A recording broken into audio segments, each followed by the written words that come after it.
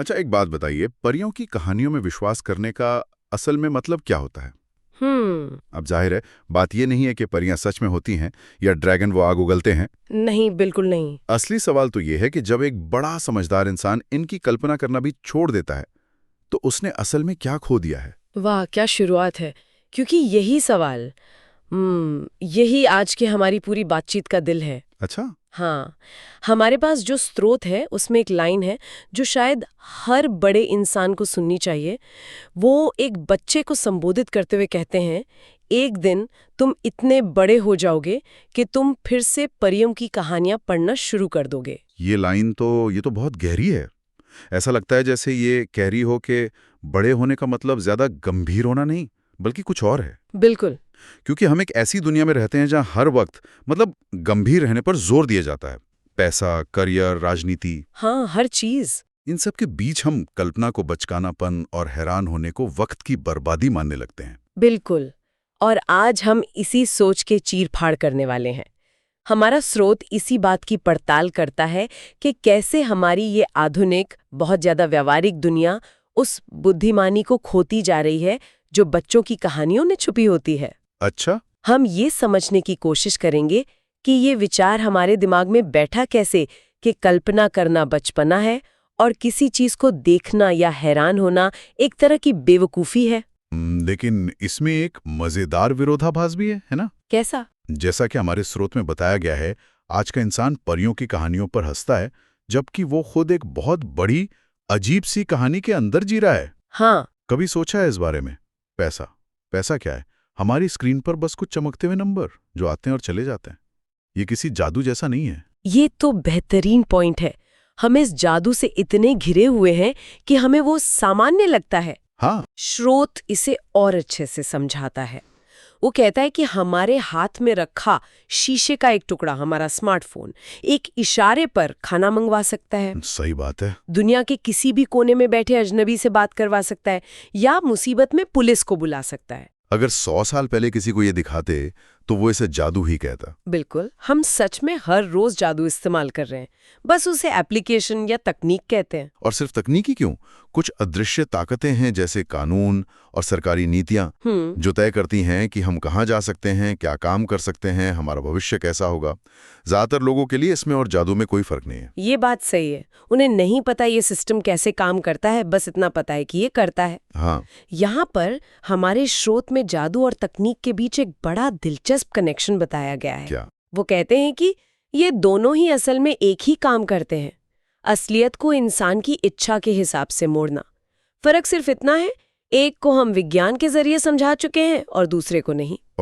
और हाँ, दोनों की एक कीमत होती है। एक मिनट, ये तो बहुत बड़ा फर्क है। मतलब पहले हम खुद को दुनिया के हिसाब से ढालते थे, और अब हम दुनिया को अपने हिसाब से मोड़ना चाहते हैं। यही तो सबसे बड़ा बदलाव है। स्रोत कहता है कि पुरानी सभ्यताएं पूछती थीं, इंसान की आत्मा को इस ब्रह्मांड की सच्चाई के साथ तालमेल कैसे बिठाना चाहिए। लेकिन आज का युग ठीक इसका उल्टा सवाल पूछता है कि इस दुनिया को, इस असलियत को हमारी मर्जी मानने के लिए मजबूर कैसे किया जा सकता है। ये जो काबू करने की जिद है, इसने सब कुछ बदल दिया है। हम प्रकृति का हिस्सा होने के बजाय खुद को उसका मालिक समझने लगे। बिल्कुल। ये बात तो समझ आ गई कि हम भी एक तरह के जादू में जी रहे हैं, पर इसका परियों की कहानियों से क्या लेना देना है? वो इन्हें सीधे सीधे जोड़ता है। स्रोत का तर्क है कि परियों की कहानियां कभी भी वैज्ञानिक तथ्यों के बारे में थी ही नहीं। अच्छा। वो हमेशा यानी मीनिंग के बारे में थी। वो हमें बाहरी दुनिया के बारे में नहीं, बल्कि हमारे अंदर की दुनिया के बारे में बताती हैं। मतलब कोई उदाहरण दे सकती हैं? बिल्कुल। जैसे किसी कहानी में एक चुड़ैल एक राजकुमार को मेंढक बना देती है। हाँ, सुना है। अब ये कोई जीव विज्ञान का पाठ तो है नहीं, ये असल में नैतिक पतन के बारे में एक चेतावनी है। नैतिक पतन? हाँ, कि कैसे एक इंसान अपनी गलतियों से अपनी इंसानियत खो सकता है और एक जानवर जैसा बन सकता है।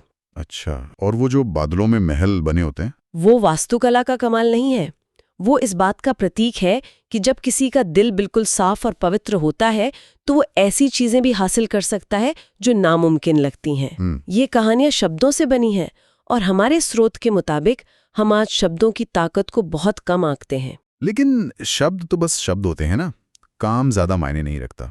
मुझे इसमें एक चीज खटक रही है। देखने में ऐसा ही लगता है, पर यहाँ दिलचस्प बात यह है कि हम शब्दों की ताकत को जितना नजरअंदाज करते हैं वो उतनी ही चुपके से हमारी जिंदगी पर राज करते हैं। कैसे? इस लेख में कुछ बड़े दमदार उदाहरण दिए गए हैं। सोचिए, कागज पर स्याही से लिखा एक कानून एक झटके में पूरे समाज को एक जेल में बदल सकता है। हाँ, ये तो है। या फिर एक जज का बोला हुआ सिर्फ एक वाक्य दोषी किसी की पूरी जिंदगी तबाह कर सकता है। बिल्कुल। या दुनिया में फिर से हिंसा भड़का सकता है। एग्जैक्टली। और सोचिए, सरकार की बस एक नीति जो सुनने में बड़ी अच्छी लगे लोगों की जिंदगी भर की बचत खत्म कर सकती है और इस पैसे को कहीं दूर चल रही लड़ाई में झोंक सकती है। सही है। शब्द अदृश्य होते हैं पर उनका असर बहुत ठोस होता है। और परियों की कहानियां हमें इसी शक्ति की याद दिलाती हैं कि कैसे एक बार की बात है से एक पूरी नई दुनिया खड़ी हो सकती है। तो उसका मतलब ये हुआ कि परियों की कहानियों में यकीन करो का मतलब ये नहीं है कि हम उन्हें सच मान लें। नहीं, इसका मतलब ये है कि हम इस बात में यकीन करें कि कल्पना ऐसी सच्चाइयों को सामने ला सकती है जिन्हें सिर्फ तथ्य और डेटा नहीं बता सकते। आपने एकदम सही पकड़ा। स्रोत में एक बहुत खूबसूरत उदाहरण है। कल्पना कीजिए एक कहानी की जिसमें कोई जलपरी या कोई और जादुई जीव है जो अमर है, लेकिन वो किसी इंसान से प्यार करने के लिए अपनी अमरता छोड़ने को तैयार हो जाता है। ठीक है, तो इस कहानी की सच्चाई ये नहीं हुई कि जलपरियां सच में होती हैं। नहीं, बिल्कुल नहीं। सच्चाई ये है कि प्यार इतना कीमती एहसास है कि उसके लिए अमरता जैसी चीज भी छोड़ी जा सकती है। अच्छा। ये एक भावनात्मक सच्चाई है जो किसी वैज्ञानिक तथ्य से ज्यादा गहरी हो सकती है। स्रोत में एक लाइन मुझे बहुत पसंद आई। वो कहते हैं, अगर कोई इंसान समंदर को देखकर ये कल्पना नहीं कर सकता कि उसके गहराइयों में कुछ रहस्यमयी अनदेखे जीव रहते होंगे तो उस इंसान ने अपने अंदर की कोई बहुत जरूरी चीज खो दी है। अरे वाह! इसका मतलब कल्पना सिर्फ बच्चों का खेल नहीं है, ये दुनिया को देखने का एक नजरिया है। बिल्कुल। और अगर हम इसे बड़ी तस्वीर से जोड़कर देखें तो हमारे मटेरियल में कल्पना को सीधे सीधे नवीनता यानी इनोवेशन से जोड़ा गया है। हाँ, और ये कनेक्शन बहुत जरूरी है। जिस कल्पना से हमें कहानियों में ड्रैगन दिखाई देते हैं वही कल्पना असल दुनिया में हमें उड़ने के बारे में सोचने पर मजबूर करती है। राइट ब्रदर्स ने पहले कल्पना ही तो की होगी कि इंसान पंछों की तरह उड़ सकता है। हाँ, दुनिया का हर बड़ा आविष्कार, हर नई खोज क्या होगा अगर जैसे एक बचकाने सवाल से ही शुरू हुई थी। क्या होगा अगर हम लोहे को हवा में उड़ा सकें? क्या होगा अगर हम आवाज को तारों से भेज सके? बिल्कुल यही। तो परियों की कहानियां एक तरह से हमारे दिमाग की कसरत है। वो एक साथ दो चीजों को प्रशिक्षित करती हैं। बिल्कुल। पहली है नैतिक अंतर्ज्ञान यानी सही गलत की समझ, और दूसरी है रचनात्मक स्वतंत्रता यानी कुछ भी नया सोचने की आजादी। ये कहानियां हमें बिना लेक्चर दिए सिखाती हैं कि लालच बुरा है, दया अच्छी है और हिम्मत से मुश्किलों का सामना किया जा सकता है। वो बिना मुश्किल शब्दों के मनोविज्ञान समझाती हैं। हाँ। हमारे इस स्रोत में एक बहुत अच्छी बात कही गई है। एक बच्चा निराशावाद जैसे भारी शब्द को जानने से बहुत पहले ये समझ जाता है कि दुनिया को हमेशा बदसूरती की नजर से देखने वाला इंसान अंदर से क्रूर बन जाता है। सही बात है। ये काम सिर्फ कहानियां ही कर सकती हैं। और फिर भी सोचिए, हम एक ऐसे युग में जी रहे हैं जो हर चीज पर एक ही सवाल पूछता है, इस आनंद से फायदा क्या होगा? अच्छा, मतलब इसका मुझे क्या लाभ मिलेगा? अगर मैं खुश हो रहा हूं तो इससे मेरे करियर में, मेरे बैंक बैलेंस में क्या इजाफा होगा? स्रोत के हिसाब से ये सवाल पूछना ही अपने आप में एक बीमारी है। क्योंकि सच्ची खुशी का कोई कारण नहीं होता, कोई लाभ नहीं होता। बच्चे ये बात जानते हैं। बिल्कुल। बूढ़े लोग इसे फिर से याद कर लेते हैं। बस हम बीच वाले जो व्यवहारिक होने के चक्कर में इसे भूल जाते हैं। यहीं पर हमारा आज का मटेरियल मनोरंजन और कला के बीच एक बहुत जरूरी फर्क बताता है। क्या फर्क है? मनोरंजन वो हमारा ध्यान भटकाता है, ये हमें अपनी परेशानियों से दूर ले जाता है, जबकि कला हमें और गहराई में ले जाती है। वो हमें अपनी परेशानियों को, अपनी जिंदगी को एक नए नजरिए से देखने पर मजबूर करती है। तो इसका मतलब किसी स्ट्रीमिंग सर्विस पर घंटों तक कुछ भी देखते रहना मनोरंजन है। हाँ, लेकिन एक ऐसी फिल्म देखना जो हफ्तों तक सोचने पर मजबूर कर दे, वो कला है। एक तरह से हाँ, बिना सोचे समझे किया गया मजा या मनोरंजन जैसे ही खत्म होता है उसका असर भी खत्म हो जाता है। सही है। लेकिन एक सच्ची कहानी, एक असली कला हमारी आत्मा में बस जाती है। वो धीरे धीरे चुपके चुपके हमें अंदर से बदलती रहती है, वो हमारे सोचने का तरीका बदल देती है। लेकिन स्रोत इस बात पे भी तो ध्यान दिलाता है कि परियों की कहानियां हमेशा उत्तम नहीं होती। ऐसा तो नहीं है कि उनमें सब कुछ अच्छा और सीखने लायक ही होता है। कुछ कहानियां तो आज के हिसाब से काफी अजीब लगती हैं। ये एक बहुत जरूरी पॉइंट है, ताकि हम इन्हें आंख बंद करके ना माने। हाँ। अलग अलग संस्कृतियों की कहानियां अलग अलग नैतिक शिक्षा देती हैं। कुछ कहानियां चालाकी और धोखे को इनाम देती हैं, तो कुछ सच्चाई और सदाचार को। कुछ में हिंसा होती है, कुछ में ऐसे विचार होते हैं जो आज हमें पिछड़े हुए लग सकते हैं। बिल्कुल। सोचिए उन पुरानी कहानियों के बारे में जहाँ राजकुमार किसी सोती हुई राजकुमारी को बिना उसकी इजाजत के चूम लेता है और शादी कर लेता है। हाँ, वो तो है। आज हम इसे रोमांस नहीं बल्कि एक बड़ी समस्या के तौर पर देखते हैं, और यहीं पर इन कहानियों की असली ताकत सामने आती है। वो कैसे? स्रोत के मुताबिक सबसे जरूरी चीज इन कहानियों से मिलने वाले सीधे सपाट जवाब नहीं है। तो फिर क्या है? बल्कि इनसे शुरू होने वाली बातचीत है। ये कहानियां हमें एक मौका देती हैं कि हम अपने बच्चों के साथ या खुद अपने साथ कुछ बहुत जरूरी सवाल पूछ सके। जैसे कि क्या राजकुमार ने जो किया वो सही था? हाँ। क्या ये न्याय था?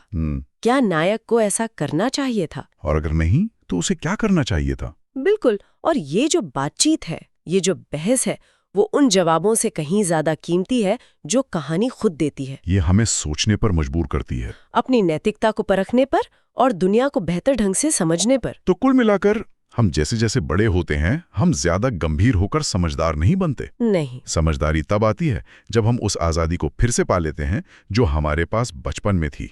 हाँ, वही आजादी, बिना किसी डर के गड्ढों में कूदने की आजादी, बिना इस चिंता के कि कोई क्या सोचेगा, बेसुरा गाने की आजादी, और सबसे जरूरी बिना किसी शर्म के कुछ भी कल्पना करने की आजादी।